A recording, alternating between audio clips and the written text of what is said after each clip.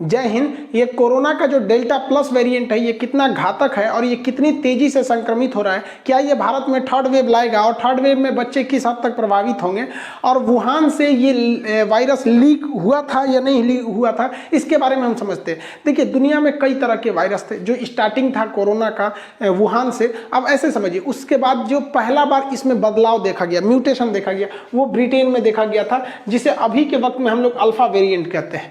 इसका जो रेशियो था रेप्लिकेट होने का, मतलब एक अनुमान लगाया गया था कि एक संक्रमित आदमी कितने को फैला सकता है।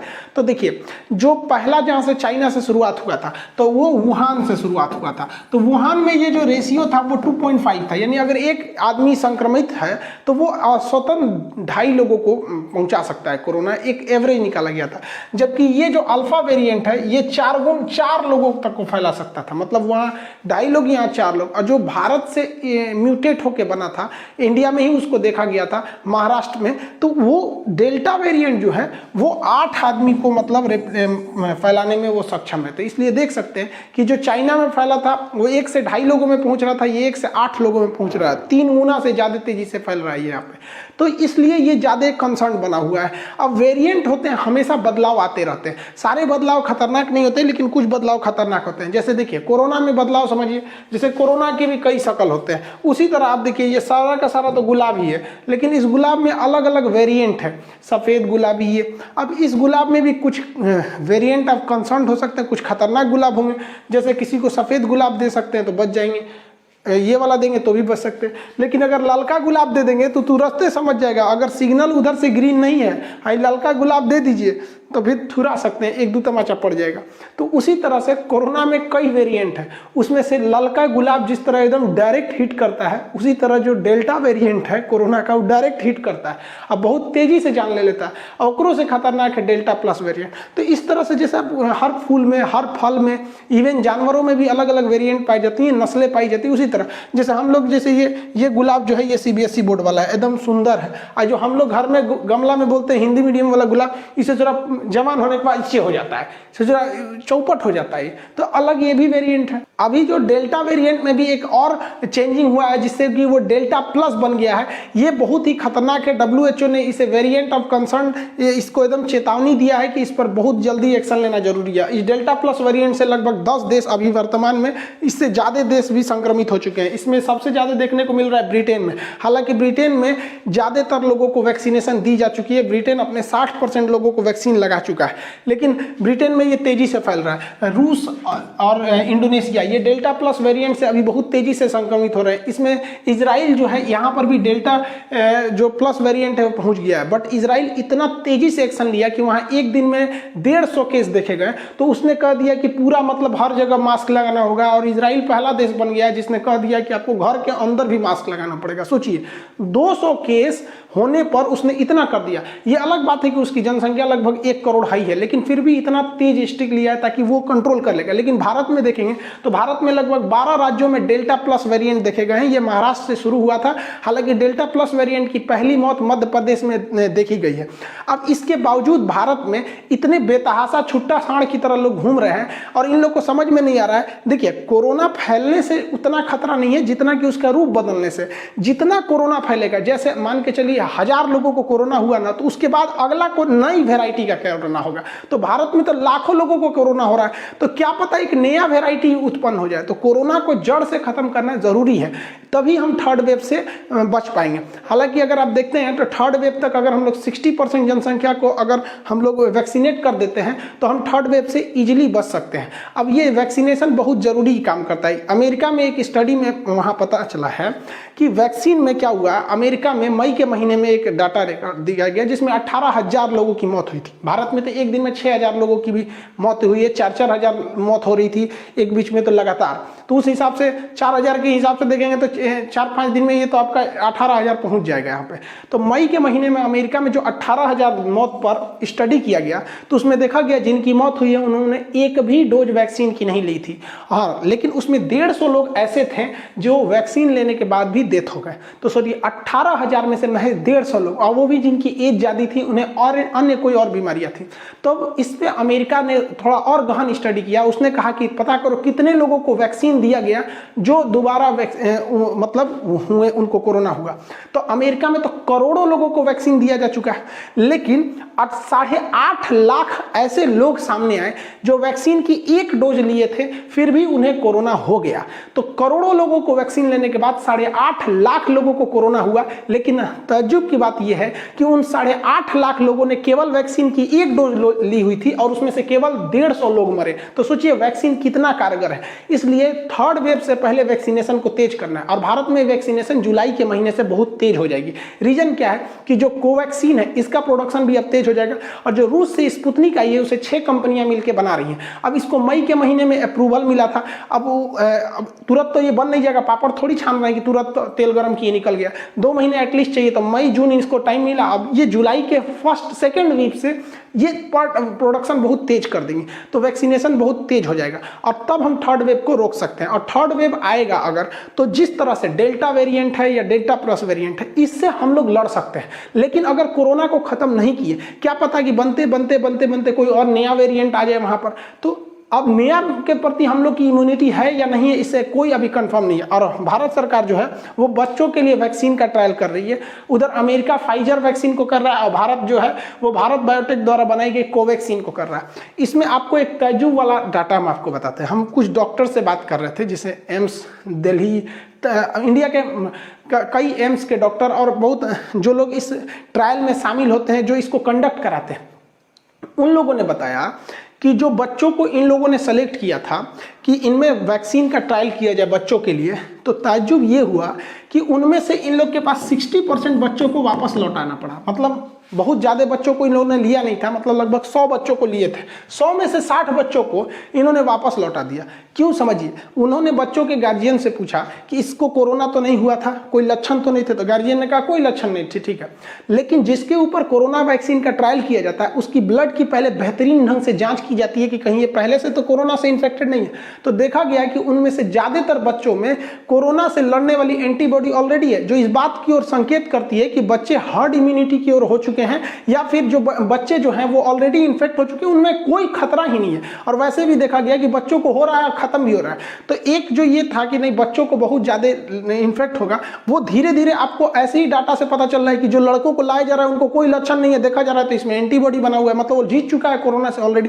तो इससे बच्चों को भी घबराने की कोई जरूरत नहीं है। और थर्ड वेव आएगा भी तो वो खतरनाक नहीं होगा, क्योंकि हम लोग 100 साल पहले स्पेनिश फ्लू को भी देखे थे। उसका सबसे खतरनाक जो था वो दूसरा वेव था, और उसके बाद पहला वेव, और सबसे कम जो खतरनाक था वो थर्ड वेव था। क्योंकि थर्ड वेव तक आने वक्त में हम लोग बहुत हद तक सचेत हो चुके रहेंगे।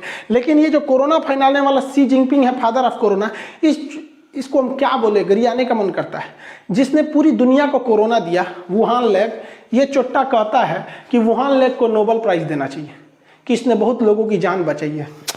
अरे चोट्टा कहीं कहीं वुहान लैब को ये नोबेल प्राइज, सोचिए, चिकित्सा के क्षेत्र का नोबेल प्राइज, जिसने कोरोना को बर्बाद, पूरी दुनिया को बर्बाद किया, उसको ये नोबेल प्राइज मांग रहा है। भैया अगर हम लोग इसको नोबेल प्राइज दे देंगे यहाँ पे, तो किस लिए देंगे हम बताइए। नोबेल पुरस्कार किस चीज के लिए दिया जाएगा आपको भैया, कि आपने वुहान का डाटा, लैब का डाटा छुपाया लोगों से, ये जो कोरोना है ये ह्यूमन टू ह्यूमन ट्रांसफर हो सकता है, इस बात को छुपाया, इसलिए इन्हें शांति का नोबेल देना चाहिए, या फिर इन्हें बायोलॉजी में चिकित्सा का नोबेल देना चाहिए। वुहान से जब कोरोना फैल रहा था तो 50 लाख लोगों को यहाँ चाइना सरकार जाने दी कि अलग अलग दुनिया में चले जाइए और फैल जाइए वुहान से। तो क्या इसलिए इन लोगों को नोबेल पुरस्कार दिया जाए? क्या इसलिए दिया जाए कि इन्होंने कहा था कि ह्यूमन टू ह्यूमन ट्रांसफर नहीं होता है? इनको भी तब नोबेल पुरस्कार दे देना चाहिए, क्योंकि यही है वो व्यक्ति जो कह रहे हैं कि चाइना पे बैन नहीं लगाना चाहिए क्योंकि ये उतना खतरनाक वायरस नहीं है। अब समझ में आ गया कितना खतरनाक है। ससुर तो नहीं तो बैल कहीं का, यो पैसा खैले हैं यहाँ पर।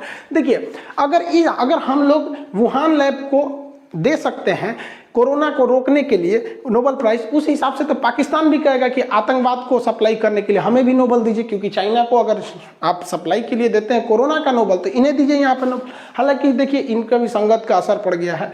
इसका इमरान खान का भी आंख अब छोटा छोटा हो गया है। देखिए आंखें बहुत छोटी लग रही है, चाइनीजों के साथ रहने से छोटा लग रहा है। क्या चल रहा है आप दोनों में, आंख ये क्या छोट हो गया है? तो भैया अगर ये इनको नोबल मिलेंगे तो कल को ये जो पगला डोमिनोज का बर्गर है, ये क्या नाम है, किंग जोंग, उत्तरी कोरिया का, ये भी कहेगा तब तो पूरी दुनिया में डेमोक्रेसी का सबसे अच्छा हम है, हम ही को नोबल पुरस्कार दीजिए। ऐसा नोबल नहीं देना चाहिए, बल्कि शांति का जो नोबल ओस्लो से दिया जाता है, इस बार शांति के क्षेत्र में नोबल उस देश को देना चाहिए जिस देश में सबसे ज्यादा लोगों ने अपनी जान गंवाई है। उस देश के प्रधानमंत्री राष्ट्रपति को नहीं, बल्कि उस संपूर्ण देश के नाम पे नोबल पुरस्कार होना चाहिए कि यह देश एक मानवीय गलती के कारण सबसे ज्यादा अपनों को खोया है इस देश में। अब इस देश में डेथ का रेशियो भारत में भी देखे थे, कितना बेतहाशा मौत हुई थी भारत में। चाइना चाह रहा है कि लोग ये सवाल ना उठाए कि वुहान से फैला है। भारत सरकार को भी ये मौका नहीं गंवाना चाहिए। हमारे यहाँ जो कोरोना का संक्रमण है उसे भी वुहान का नाम देना चाहिए। जैसे महाराष्ट्र में ज़्यादा कोरोना है तो उसे कहना चाहिए कि ये कोरोना वुहान कैटेगरी 1 का है, जहाँ कम है वहाँ कैटेगरी 2 है, जहाँ और कम है वहाँ कैटेगरी 3 है। तो Wuhan category 1, Wuhan category 2, Wuhan category 3 news में जाएगा ना, तब पता चलेगा भारत का महाराष्ट्र राज्य वुहान कैटेगरी 1 में जा रहा है। पूरी दुनिया देखेगी ससुरा इसका नाम वुहान क्यों है, तो हमारे पास ऑलरेडी भाई लॉजिक है कि सबसे वुहान लैब से फैला ही है। अब जहां फैल रहा है संक्रमण ज्यादा है उसे हम वुहान 1 कैटेगरी कर रहे हैं। अब भारत सरकार को भी कहना चाहिए कि जो शहर वुहान 3 की कैटेगरी में आ रहे हैं, अर्थात जहां संक्रमण कम है, वहां लॉकडाउन में छूट दी जाएगी। लेकिन जो वुहान 1 की कैटेगरी में आ रहा है, यानी वहां पे संक्रमण ज्यादा है, उसको छूट नहीं दिया जाएगा। चाइना जो है वो मतलब थेथरई पे उतर चुका है। देखिए एक बात तो तय है कि ये वुहान लैब से ही निकला है और ये कोरोना वायरस चमगादड़ में पाया जाता है। वुहान लैब जो है वो कोरोना वायरस में क्या कर रहा था, उसे और खतरनाक कर रहा था, जीनोम सीक्वेंसिंग से करके उसे और खतरनाक कर रहा है। ये प्रोसेस गलत नहीं होता है। आमतौर पे हर जगह हर देश में ऐसी चीजें होती हैं जो किसी वायरस जो इंसान के लिए खतरनाक नहीं है उसे खतरनाक बनाने की कोशिश की जाती है। देखा जाता है कि ये कितना खतरनाक हो सकता है, तो उसे मैक्सिमम खतरनाक किया जाता है जीनोम सीक्वेंसिंग, उसमें जेनेटिक चेंजिंग करके। उसके बाद देखा जाता है कि जब ये खतरनाक की श्रेणी में मैक्सिमम चला गया तो क्या ये इंसान के लिए घातक है कि नहीं। अगर घातक है तो इंसान में फैलने से पहले ही उसकी वैक्सीन बनाने लगी जाती है और उस वैक्सीन को बना के उसका फार्मूला रख लिया जाता है कि फ्यूचर में अगर ये 10 साल 50 साल बाद म्यूटेट होके अगर ये अपना मैक्सिमम खतरनाक वाला रूप लेता है तो हम उसे पहले से वैक्सीन बनी हुई है। तो ये लोग भी वही कर रहे थे, लेकिन ये बनाने के दौरान मैक्सिमम खतरनाक स्थिति तो पहुंचा दिया, लेकिन उसी दौरान यहां से वायरस किसी को इन्फेक्ट हो गया क्योंकि इस लैब में प्रॉपर सिक्योरिटी नहीं थी। और यह बात तो पक्का है कि वुहान लैब में जिस चमगादड़ पर रिसर्च किया जाता था उस चमगादड़ को वुहान से 150 किलोमीटर दूर से लाया गया था, इसलिए यहां पे तो नकारा नहीं जा सकता। जो वहां के सी जेंगलिन है, इसको सी जेंगलिन न करके सी जंगली कहिए यहां पर, इसने कोरोना, इसे बैटमैन कहा जाता है, बैट वुमेन, चमगादड़ पे बहुत रिसर्च की रही थी। अब इनका कहना है कि यहां से लीक नहीं हुआ, तो भैया अगर यहां से लीक नहीं हुआ है तो वुहान लैब जो है वो बायोसेफ्टी लेवल जो होता है वो 4 लेवल दिया जाता है, 1 2 3 4। जो 1 और 2 लेवल होते हैं ये ऐसे बीमारियों को इसमें रिसर्च किया जाता है जो ह्यूमन टू ह्यूमन डायरेक्ट हवा से नहीं फैल सकते। जैसे HIV का वायरस, किसी एक आदमी को HIV है, उसके बगल में हम 2 घंटा रहें कोई फर्क नहीं पड़ता, वो ब्लड ट्रांसमिशन से होता है, तो उसे आप लैब कैटेगरी 1 कैटेगरी 2 में कर सकते हैं। टाइफाइड हो गया, जॉन्डिस हो गया, ये मतलब ये सब चीजें डायरेक्टली इन्फेक्टेड नहीं होती हैं, लेकिन जो हवा से फैलते हैं उन्हें लैब 3 में रखना चाहिए, उनका प्रोटेक्शन लेवल, और जो बहुत तेज फैलते हैं जैसे कोरोना हो गया उसे लैब 4 में करना चाहिए। अब बताइए वुहान लैब जो है इसमें जो सेफ्टी लेवल था वो 2 था, जबकि पहले से ये संकेत मिल रहे थे कि कोरोना से ये वायरस जो है ऑलरेडी पेंगोलिन में आ चुका है, मतलब चमगादड़ से। पेंगोलिन एक छोटा सा जानवर होता है इतना बड़ा, और ये ना बहुत सीधा जानवर होता है, बहुत डरपोक होता है, ये चींटी माटा ये सब चीज छोटे छोटे कीड़े मकोड़ों को खाता है, और इसको अगर कोई खाने आएगा ना तो इसके बाहर का खोल बहुत कड़ा होता है, कछुआ की तरह गोल होकर बैठ जाता है, इसको कोई खा नहीं पाता है, चाहे शेर हो चाहे कुछ भी नहीं खा पाते हैं।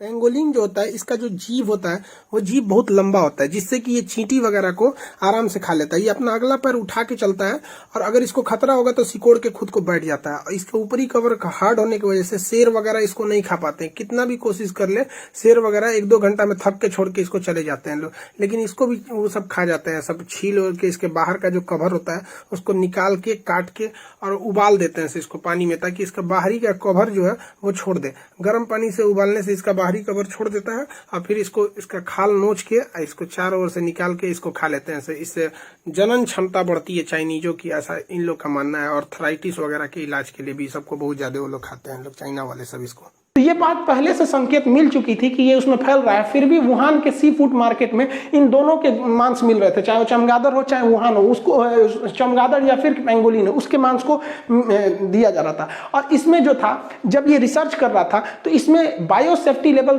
3 या 4 लेवल पर रखना चाहिए, क्योंकि 3 और 4 में कुछ नियम कानून है कि वो लैब जो होना चाहिए शहर से बहुत दूर होना चाहिए, और वहाँ आसपास वो एरिया पूरी तरह सील होना चाहिए कि वहाँ से आसपास में कोई ह्यूमन नहीं जाए उसके अगल बगल में। उसके बाद जो यहाँ पर रिसर्च होगा जिस लैब में, उसका प्रेशर निगेटिव होना चाहिए, मतलब हवा अंदर आ जाए लेकिन लैब के अंदर की हवा बाहर ना जा पाए। तो हवा आंधी कुछ भी चलेगा तो अंदर ही आएगा, क्योंकि अंदर वायरस पे रिसर्च हो रहा है, पता चला यहाँ से वहाँ जाएगा तब क्या होगा, तो आप कहेंगे हवा अंदर आएगा तो जाएगा कैसे। तो इसे निगेटिव प्रेशर किया जाता है ताकि हवा अंदर आ जाए, और एक खास रास्ते से इसे डाला जाता है, मतलब बाहर निकाला जाता है।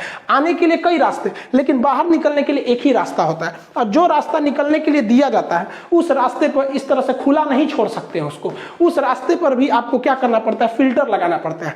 तो जो भी वायरस वगैरह थे उसे फिल्टर से छान लिया जाता है, उसके बाद प्योर हवा को वहां छोड़ा जाता है। ऐसी व्यवस्था वुहान में कम देखने को मिली थी। साथ ही वहां पर मास्क या ग्लव्स पहन के आप रिसर्च नहीं कर सकते, आप इतना खतरनाक काम कर रहे हैं, वहां पर आपको एक स्पेशल सूट पहनना पड़ता है जो चारों ओर से, उसमें हवा जा ही नहीं सकती है, और बगल से ऑक्सीजन का पाइप रहता है, इसके अंदर गया रहता है, और ये लोग उस सूट के अंदर पूरा हवा डालते रहते हैं लोग, ताकि इनका अंदर बॉडी टेम्परेचर भी मेंटेन रहे। इस तरह से इनका पूरा सर से लेके A to Z चीज ढका रहता है, जिस तरह से अंतरिक्ष में कैसे जाते हैं लोग उस तरह का सूट ये। जबकि वुहान में इसमें लापरवाही बरती गई, वहां चमगादड़ काटा किसी को, उसके बाद ये फैला और निमोनिया के लक्षण देखे गए। बाद में पता चला भैया ये निमोनिया के लक्षण जैसा दिख रहा है, लेकिन यह है कोरोना। ऐसा नहीं है कि किसी लैब से वायरस नहीं लीक हुआ है, बहुत बार ये रसिया के लैब से भी लीक हुआ था, कई जगहों से अलग अलग, जैसे चिकन पॉक्स का वायरस लीक हो जाना, छोटी मोटी बीमारियों का, स्वाइन फ्लू जैसे बीमारियों का वायरस लीक होता है, लेकिन कोरोना जैसे महामारी का वायरस लीक हो जाना, जांच इसलिए होनी चाहिए कि आगे से ये चीजें ना हो सके। लेकिन चाइना पूरी डाटा को डिलीट कर रहा है वहां से, और वहां पर जो WHO की टीम भी गई थी वो वहां से अपने अधिकारियों को भी चाइना उनके साथ रखा था। तो ये फ्यूचर के लिए भी खतरा बन रहा है। चाइना किसी का नहीं हो सकता है। अब इस महामारी का फायदा उठाया चाइना किस तरह से, चाइना के 3 सबसे पड़ोसी देखिए, पाकिस्तान है, ये पाकिस्तान, श्रीलंका यहाँ पर और नेपाल, ये तीनों देश अचानक कोरोना के जो जैसे डेल्टा वेरिएंट आया बहुत तेजी से संक्रमित हो गए, और इन लोगों ने समझौता किया था भारत से कि ये इन्हें वैक्सीन देंगे। लेकिन भारत सरकार के पास थोड़ी सी लापरवाही कीजिए कि हम लोग के पास जब पता था कि वैक्सीन का लगना जनवरी से चालू होगा था, तो जनवरी में हम लोगों ने वैक्सीन का कुछ खास ऑर्डर ही नहीं दिया था हम लोगों ने, क्योंकि हर महीने भारत में 7 करोड़ वैक्सीन बनाने की क्षमता है। तो उस हिसाब से देखेंगे तो जनवरी, फरवरी, मार्च, अप्रैल, मई तक में 7-35 करोड़ वैक्सीन बन जाना चाहिए, जबकि अभी तक भारत में 35 करोड़ वैक्सीन लगा तक नहीं है। बनने की तो बात छोड़िए, केवल 30 करोड़ वैक्सीन लगा है, उसमें से 25 करोड़ लोगों को केवल फर्स्ट डोज लगा है, 5 करोड़ लोगों को ही मतलब दोनों डोज लग चुके हैं। तो जनवरी से ही हम लोग अगर तैयार रहते तो ना हम सेकेंड वेव देख पाते और अच्छा खासा पैसा कमा लेते हम लोग। चाइना ने इसी का फायदा उठाया, इन लोगों के पास मजबूरी थी, भारत वैक्सीन देने में हाथ खड़ा कर लिया कि भैया हमारे यहाँ खुद के लोग मर रहे हैं। तो चाइना की जो वैक्सीन है सिनोवैक्स, जो हजमोला की कैटेगरी में आती है, इस वैक्सीन को चाइना $5 में बेचता है। $5 बोले तो मतलब मोटा मोटी 400 रुपए। तो 400 रुपए के आसपास में ये एक वैक्सीन को बेचता है, इसमें उसका प्रॉफिट शामिल है। लेकिन जब उसने देखा कि श्रीलंका फंस चुका है, नेपाल फंस चुका है, श्रीलंका फंस चुका है, पाकिस्तान फंस चुका है, और ये लोग इनके इतने गरीब देश हैं कि इन लोग के पास मतलब चाइना की जाल में ऐसे फंसे हैं कि इन लोग को कुछ नहीं कहा जा सकता है। तो चाइना ने इन लोगों को क्या कहा, $15 में बेच दिया एक वैक्सीन। $15 में, सोचिए प्रॉफिट सहित इसका प्राइस था $5, अब बेचा कितना में, $15। अभी आप टेंशन नहीं लीजिए, समझिए अभी पूरा कहानी समझिए, यानी $10 एक वैक्सीन पर $10 इसने एक्स्ट्रा कमाया। अब ये लोग ऐसा तो नहीं है वैक्सीन 1-2 लेंगे, अब इन लोग की जनसंख्या है बहुत ज़्यादा यहाँ पर, तो ये लोग वैक्सीन भी मंगाए थे लोग करोड़ों की संख्या में। और पाकिस्तान को तो पता है कि भैया हमारे पास जो जनसंख्या है दूसरा देश में तो वैक्सीन ले नहीं सकते हैं, तो दोनों डोज के हिसाब से 10 करोड़ वैक्सीन इसने दिया, किसी को 5 करोड़, किसी को 10 करोड़। पाकिस्तान को इसने थमा दिया 10 करोड़ वैक्सीन, एक वैक्सीन पर $10 एक्स्ट्रा लिया है। तो देखिए $10 को रुपया में बदलने के लिए 72 से गुणा कर देते हैं, और कितना वैक्सीन लिया गया, 10 करोड़। ससुरा 72 अरब रुपया कमा दिया चाइना, किससे, पाकिस्तान से। वो बेचारा अपने कर्जा में डूब रहा है, उसको कोरोना फैलाया, आधा लोग को मार डाला उसमें, उसको वैक्सीन बेच के कमा रहा है। नेपाल को भी यही हाल किया, श्रीलंका को भी यही हाल किया, और इन लोगों ने हल्ला कर दिया कि ससुरा $15 में बेच रहा है तो घुसियाइयो गया। अब लोगों को समझ में आ रहा है कि चाइना ससुरा किसी का नहीं है। भारत यहाँ तक में वैक्सीन जितने लोगों को अब तक दिया, ज़्यादातर देशों को वैक्सीन भारत ने फ्री में दिया, लेकिन हमारी लापरवाही थी, और ये लापरवाही नहीं, घोर लापरवाही थी।